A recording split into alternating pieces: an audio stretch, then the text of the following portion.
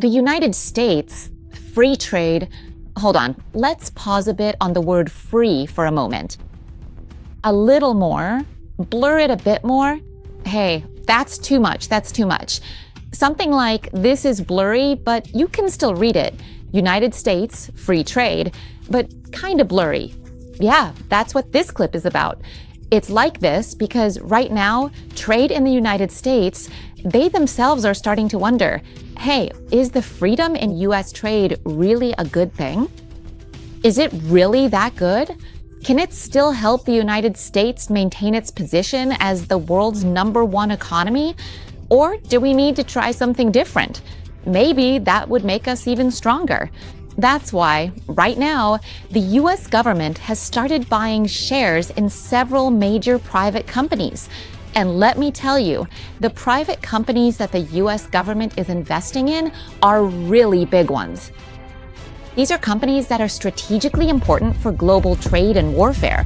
But what are the pros and cons of this approach? Where did this idea even come from? And just how impressive was the original version? This video will explain it all. If you want to support the US and its somewhat blurry free trade policies, and whether that's good or bad, you can check it out at this QR code. Or if you want to support the Money Monster segment, it's super easy. Just click. Like, share, and leave a comment so we can chat a bit. But most importantly, what I'd really love is for you to hit that subscribe button. We're currently gathering feedback to see what you think. If we were to have an offline event where we could meet up, let's call it a fan meeting. Would you want to come? What would you like to do there? Leave a comment and let me know. Thank you.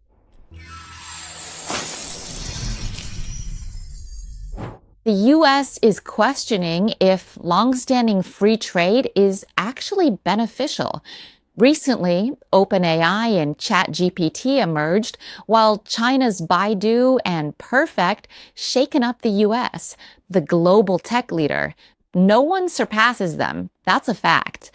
But China says, I needn't be first. I can come in later and profit more by doing it cheaper. That's America for you. Like, is it really good? And if we want to emphasize the whole super high-tech thing again, in the United States, yeah, like I said, America is #1 in the world when it comes to innovation and technology. No one can match you. And all the biggest AI and tech companies in the world are based in America. No one else comes close. But China controls 90% of the rare earth market. If America doesn't have rare earths, it can't produce technology. So what now?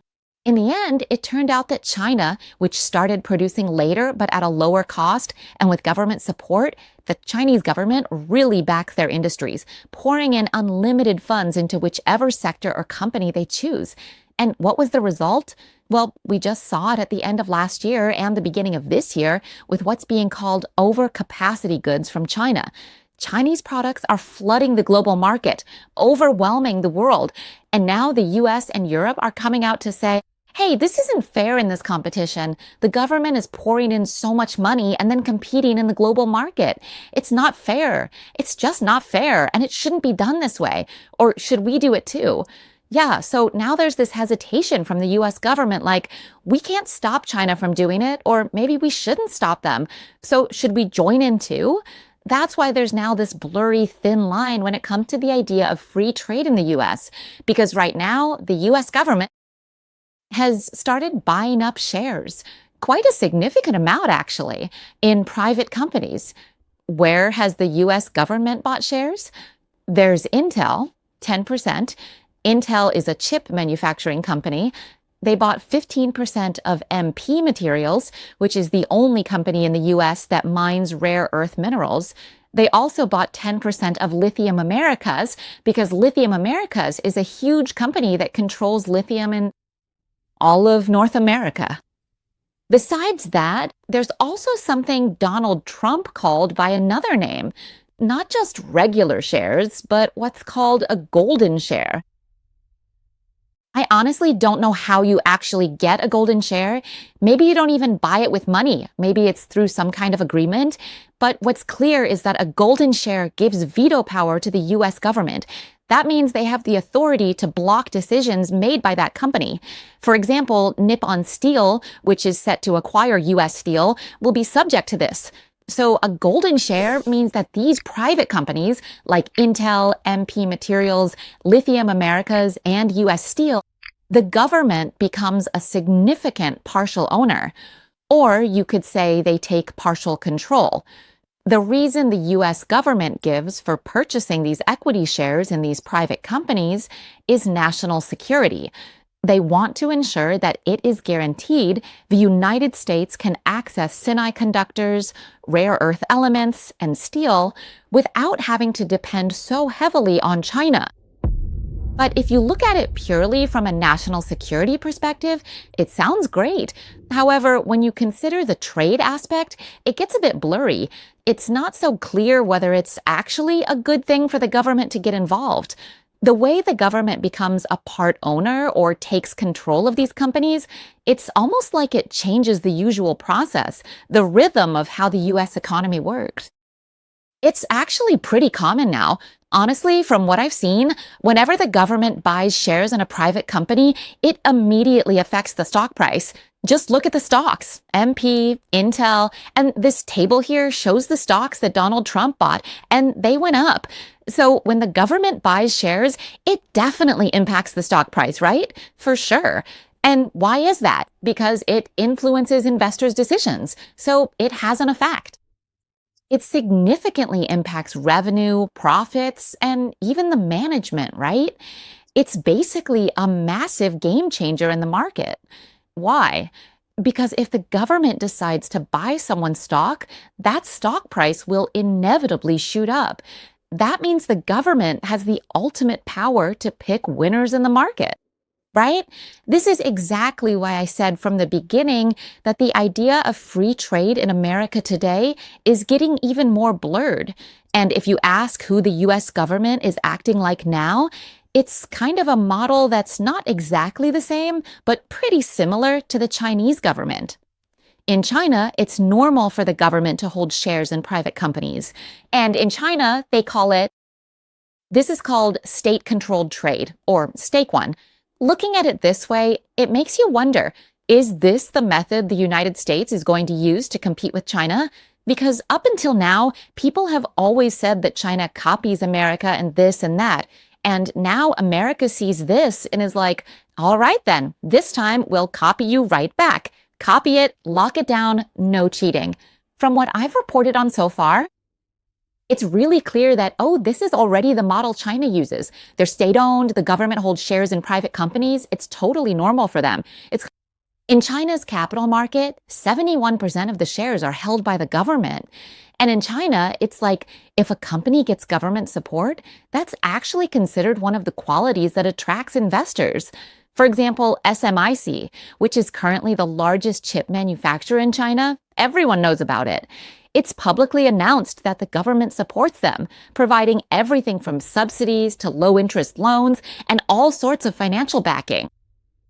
But even so, SMIC's profits aren't that high. Their profit margins are actually pretty thin.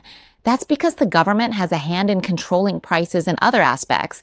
Still, when some investors see this information, that this company is the largest chip manufacturer in China and also receives financial support from the Chinese government, it actually encourages them to buy in.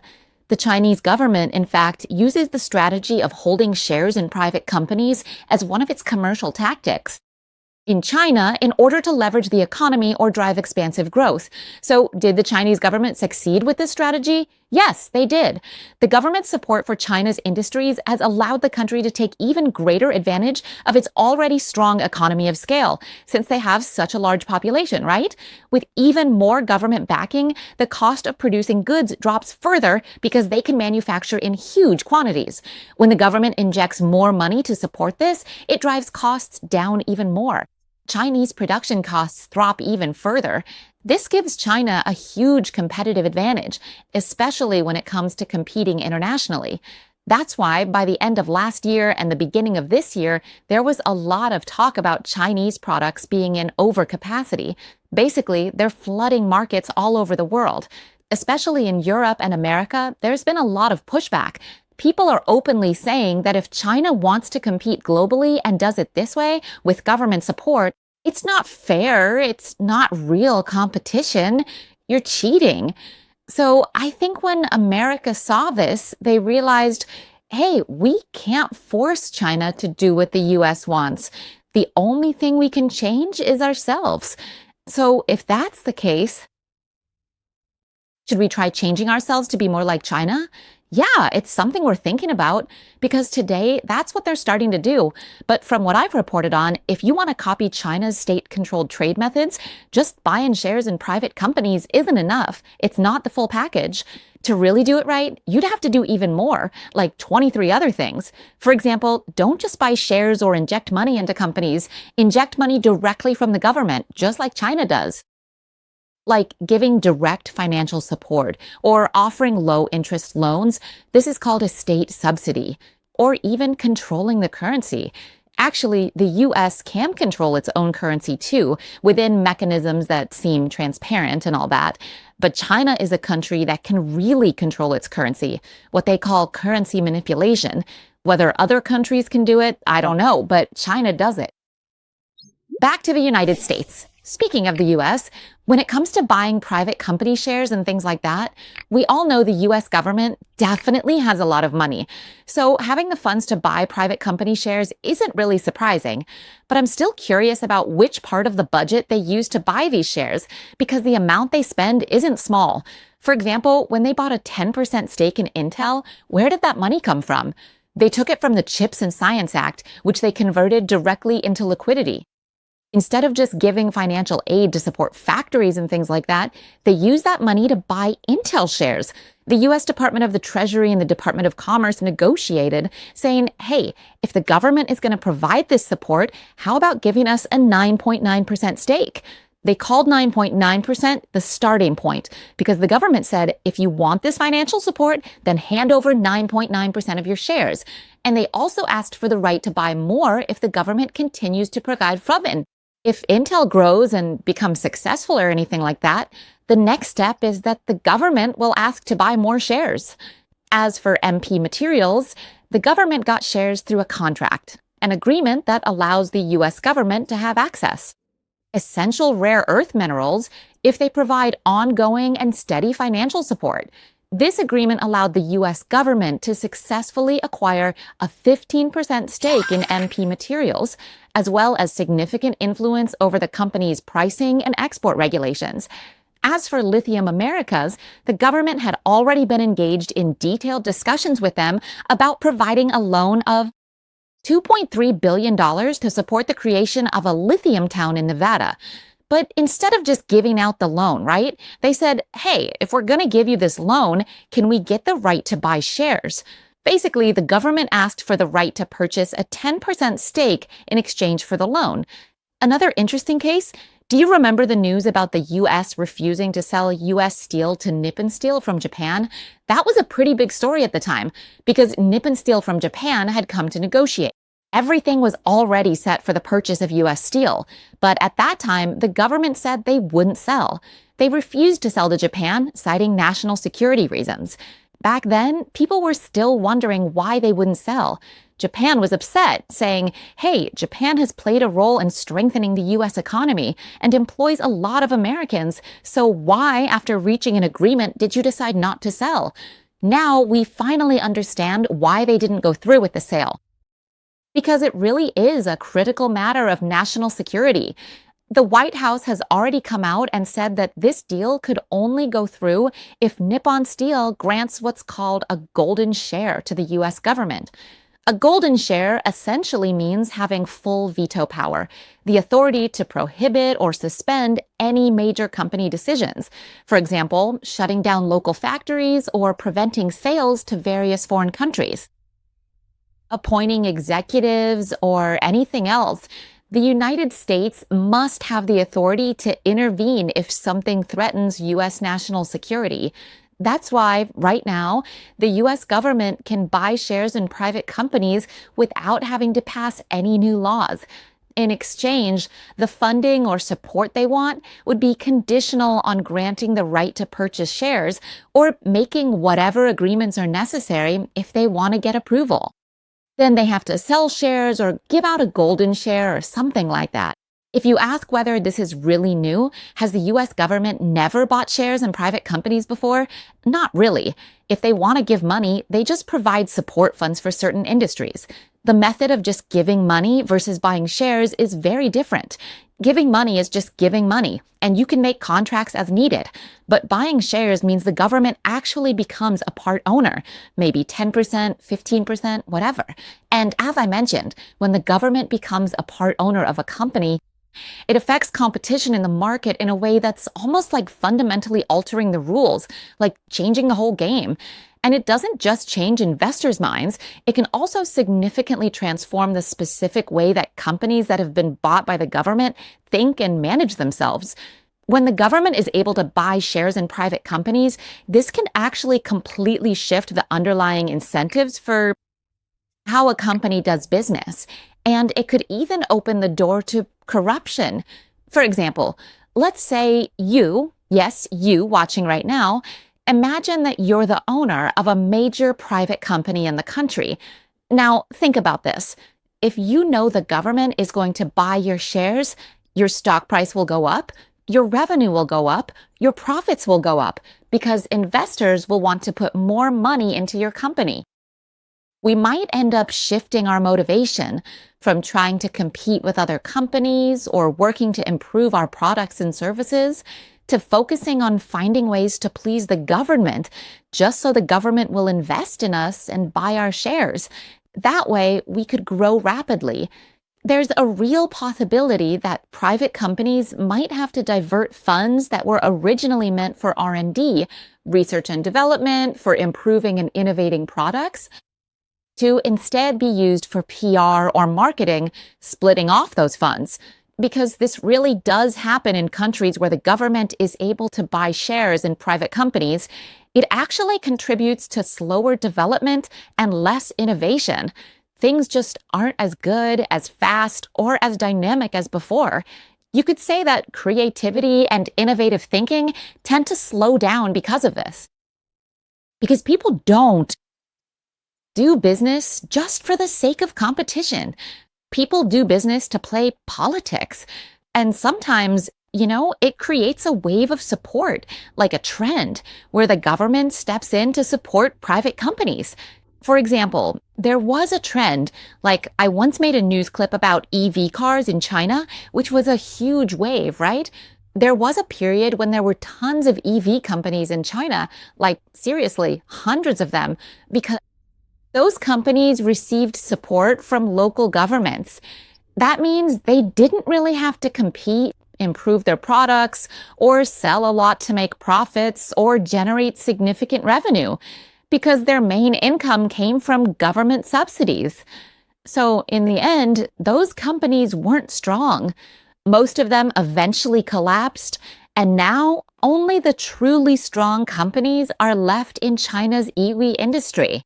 When the government intervenes and takes ownership of businesses and then convinces investors to put their money into those businesses, what does that mean?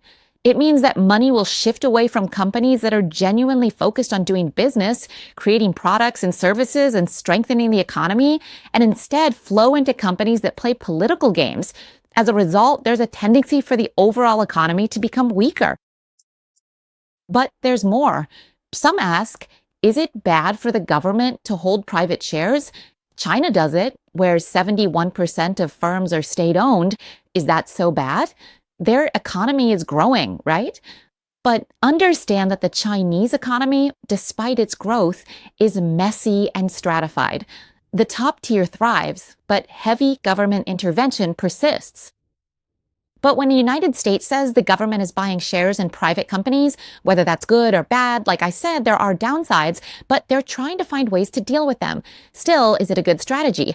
it actually is a good strategy. And if they don't do it now, I don't know when they ever will, because China has already won the rare earths game, and China is clearly ready to leap ahead and overtake. So with the US government stepping in to hold shares here, it's basically a guarantee, right? It means the US government will have to get involved to gain access to rare earths, to gain access to steel, to gain access to lithium. So is there any benefit to the US government holding shares in private companies? I think there are benefits. Why? Because China, even though they're not number one yet, they're number two and ready to make a big move. And China has already won on several fronts, whether it's dominating RAM production or controlling 90% of the world's rare earths. When it comes to lithium, China already controls 70% of global lithium production. And when it comes to solar panels, China already controls 80% of the world's solar panel production. What does that mean? It means the United States has already lost to China on 3 fronts in a row. If they don't hurry up and come up with a strategy to do something about it, I don't know when they'll ever do it. As for us, as investors, we just take in this information and consider it for ourselves.